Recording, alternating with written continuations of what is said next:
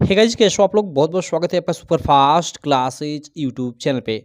दोस्तों, अगर आप भी इस साल बोर्ड एग्जाम देने वाले हो और क्लास टेंथ के स्टूडेंट हो, खासकर यूपी बोर्ड के, तो ये वीडियो आपके लिए है। जी हाँ मेरे दोस्तों, इस वीडियो में देखिए मैंने आप लोग का जो सामाजिक विज्ञान यानी सोशल साइंस एसएसटी है, ठीक है, उसका जो प्री बोर्ड का पेपर है, जी हाँ मेरे दोस्त, प्री बोर्ड का पेपर है, उसका मैं इस वीडियो में सॉल्यूशन कराने वाला हूँ। आप जानते हो कि अगर आप यूपी बोर्ड के स्टूडेंट होंगे तो इस साल आप लोग के एग्जाम में शुरू में 20 मार्क के ऑब्जेक्टिव क्वेश्चन आएंगे। देखो, ये आप लोग कहोगे कि प्री बोर्ड मतलब क्या, तो अभी देखो, अभी आप लोग का अर्धवार्षिक पेपर हुआ, अभी आप लोग का प्री बोर्ड जनवरी के लास्ट में या फरवरी में होगा और मार्च में आप लोग का बोर्ड एग्जाम है, आप सब लोग जानते हो। तो मैंने आप लोग की जो प्री बोर्ड परीक्षा है, जो ऑफलाइन हम लोग के स्टूडेंट है उनके लिए ये मतलब क्वेश्चन पेपर तैयार कर रहा था उनके एग्जाम के लिए। तो मैं सोचा कि यार ऑनलाइन जो बच्चे हैं यूट्यूब पे, उनके लिए भी ना मतलब क्यों ना ऐसा किया जाए। तो मैंने ये सब तैयार किया है आप लोग के लिए, और मैंने इसको इस प्रकार तैयार किया है जो आप लोग के बोर्ड एग्जाम, जो मेन बोर्ड एग्जाम है उसमें इससे डायरेक्टली क्वेश्चन फंसेंगे। जी हाँ मेरे दोस्तों, आप इस वीडियो को अंत तक देखते रहिए, और चैनल को अभी तक सब्सक्राइब आप सब नहीं किए हो तो चैनल को सब्सक्राइब कर लेना, और बेल आइकन को भी दबा लेना, जिससे मेरी सारी वीडियो की नोटिफिकेशन आप सबको मिलती रहे। और मेरे जो रेगुलर व्यूअर हैं, वो सब पूछ रहे थे कि यार मतलब आप वीडियो क्यों नहीं बना रहे हो। तो एक्चुअली मेरी तबीयत ख़राब थी, अभी भी थोड़ी तबीयत ख़राब है। हो सकता है बीच में मैं कई बार रुक रुक कर ये वीडियो शूट करूँ। तो लेकिन अभी मतलब ठीक ठाक है। अब हो सकता है आपको रेगुलर वीडियो मिले, और बहुत मतलब क्वांटिटी बहुत ज़्यादा मात्रा में मिलेगी, क्योंकि एग्ज़ाम अब आप लोग का काफ़ी नज़दीक है। चलो, ज़्यादा बकवास ना करते हुए हम लोग सीधे क्वेश्चन सॉल्व करते हैं। तो यहाँ से देखो, सबसे पहले ये आप लोग का शुरू में 20 मार्क का ऑब्जेक्टिव आएगा, जो जिसका आंसर आपको ओएमआर शीट पे देना होगा, आप सब लोग जानते हो। अब ये ओएमआर शीट कैसे होती है, तो यहाँ देखो मैंने किस वीडियो में ये पूरा का पूरा मैंने बता रखा है कि कैसे ओएमआर शीट भरे, कैसे होगी पूरी की पूरी डिटेल। तो इस वीडियो में मैं नहीं बताता हूँ, ऐसी आपको ओएमआर शीट मिलेगी। तो शुरू के जो 20 ऑब्जेक्टिव क्वेश्चन होंगे उनका आंसर इसमें भरना होगा, और बाकी जो 50 मार्क के सब्जेक्टिव टाइप के क्वेश्चन होंगे उनका आंसर आपको उत्तर पुस्तिका पे लिखना होगा, यानी जो सामान्य जैसे कॉपियाँ होती है उस पे। ठीक। चलो, यहाँ पे जो प्रश्न है उनको हम लोग सॉल्व कर लेते हैं एक एक कर। थोड़ा मैं जूम कर लेता हूँ ताकि आपको अच्छा दिखाई दे। यहाँ पे है कि फ्रांस की क्रांति हुई थी। जो फ्रांस की क्रांति थी वो कब हुई थी?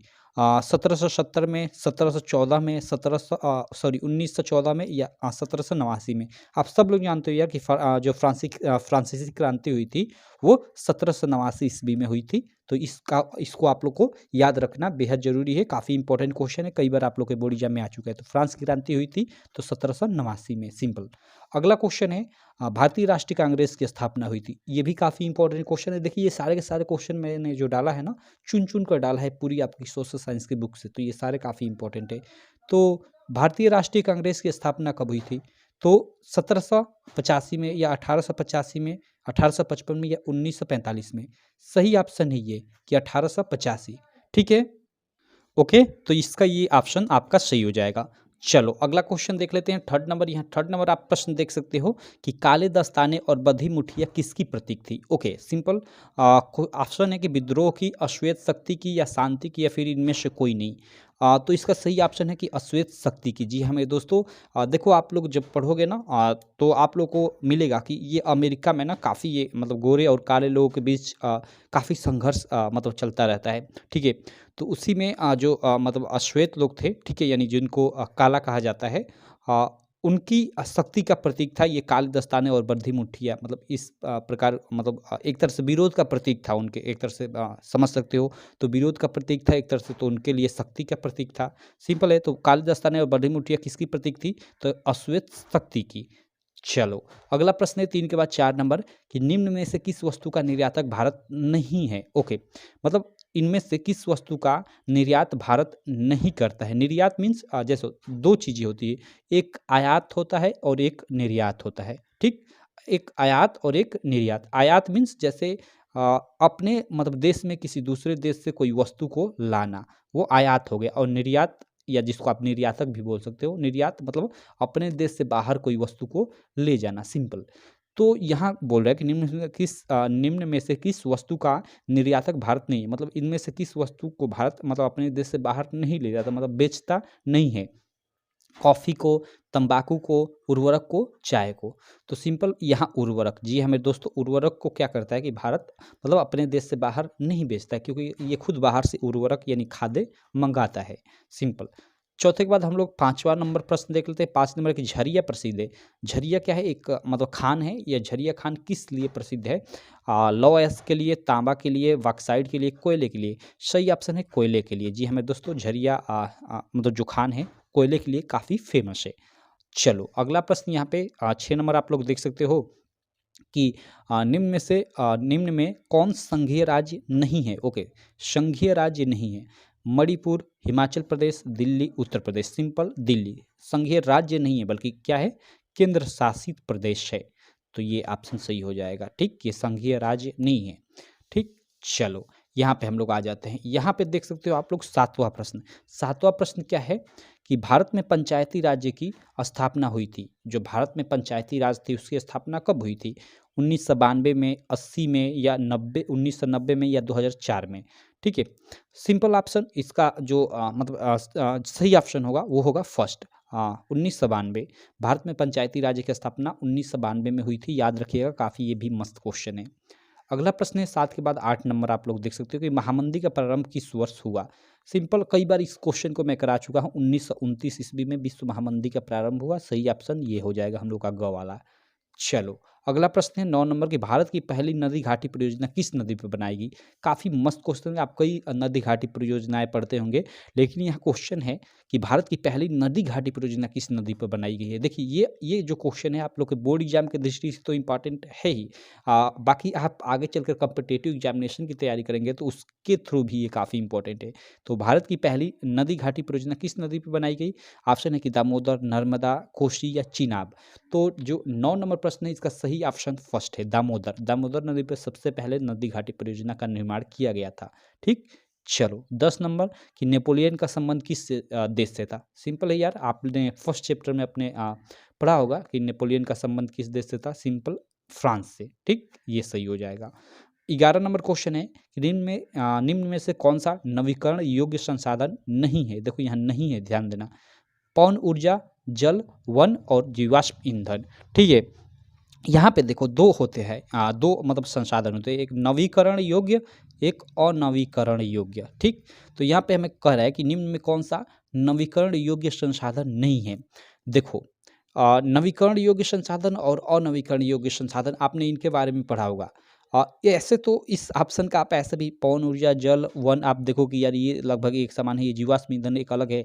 तो मतलब ऐसे मतलब तुक्का भी लगा सकते हो इस क्वेश्चन पे, लेकिन इसको जानना थोड़ा जरूरी है कि नवीकरण योग्य संसाधन क्या होता है और अनवीकरण योग्य संसाधन क्या होता है। देखो नवीकरणीय योग्य संसाधन वे संसाधन होते हैं जिनको हम दोबारा यूज में ले सकते हैं। जैसे पवन ऊर्जा यानी हवा, एक तरह से इसको हम दोबारा यूज में ले सकते हैं। जैसे पवन ऊर्जा यानी पवन से तो हम हवाई चक्की चलाते हैं, आप सब लोग जानते हो, और फिर वो आगे हवा ऑक्सीजन का भी काम करती है। या जल, भाई जल का हम एक बार से कई बार उपयोग कर सकते हैं। ठीक है, जैसे नदियों के जल से आप जानते हो कि टरबाइनों की मदद से बिजली उत्पन्न होता है और फिर वो मतलब जल आगे मतलब चला जाता है, आगे सिंचाई के भी काम आता है।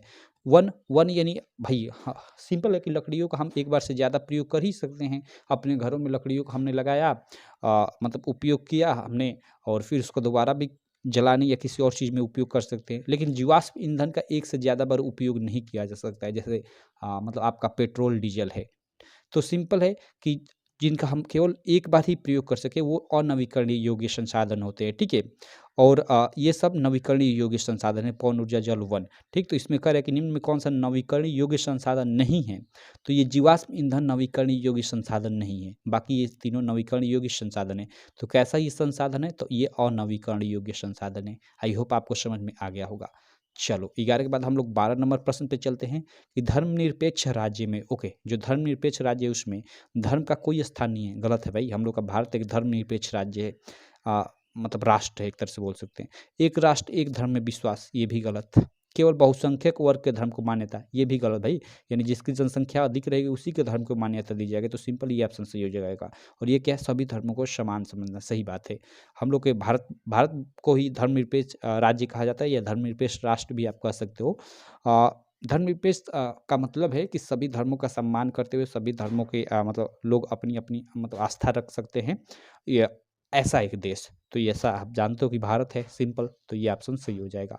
चलो इधर आ जाते हैं हम लोग। इसके बाद 12 के बाद हम लोग 13 नंबर प्रश्न, इसको थोड़ा मैं फोल्ड कर लेता हूँ, 1 मिनट। चलो, यहाँ पे देख सकते हो आप लोग 13 नंबर प्रश्न कि निम्न में से कौन-सा संगठन मानव विकास रिपोर्ट तैयार करता है? सिंपल, मानव विकास रिपोर्ट कौन तैयार करता है? काफ़ी इंपॉर्टेंट क्वेश्चन है। अंतर्राष्ट्रीय मुद्रा कोष नहीं, गलत है। विश्व बैंक गलत है। संयुक्त राष्ट्र संघ गलत है। सही ऑप्शन यूएनडीपी, यूएनडीपी ये तैयार करती है, एक संस्था है। ठीक, चलो अगला हम लोग देख लेते हैं। अगला प्रश्न यहाँ पे 14 नंबर है कि निम्न में से कौन सी रोपण फसल है? देखो, रोपण फसल क्या? रोपण फसल मतलब एक ऐसी फसल मतलब जो मतलब लंबे समय तक खेतों में पड़ी रहे और जिसका मुख्य रूप से हम लोग मतलब उत्पादन या मुख्य रूप से उनके बोने का जो उद्देश्य होता है, वो मतलब जैसे हम लोग मतलब पैसे कमाने के माध्यम से बोते हैं। ठीक, तो वैसी कौन सी फसल है? धान है, गन्ना है, मक्का है, बाजरा है। ये तीनों ऑप्शन गलत है, वो है गन्ना। गन्ना को रोपण फसल के अंतर्गत हम रखेंगे। क्यों? क्योंकि देखो, इसको आप लोग मतलब बोने के बाद ये सीज़नली फसल नहीं है कि 2-3 महीने में, 4 महीने में तैयार हो जाए, नहीं।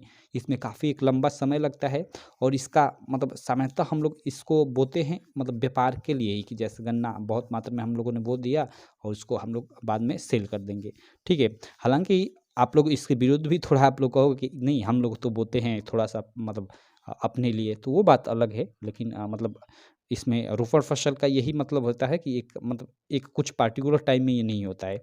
जैसे धान, गेहूँ आप बोते हो तो देखते हो 2-3 महीने, 4 महीने में तैयार हो जाते हैं। लेकिन गन्ना आप देखो बोते होगे तो 2-3-4 सालों तक एक ही खेत में वो पड़ा रहता है।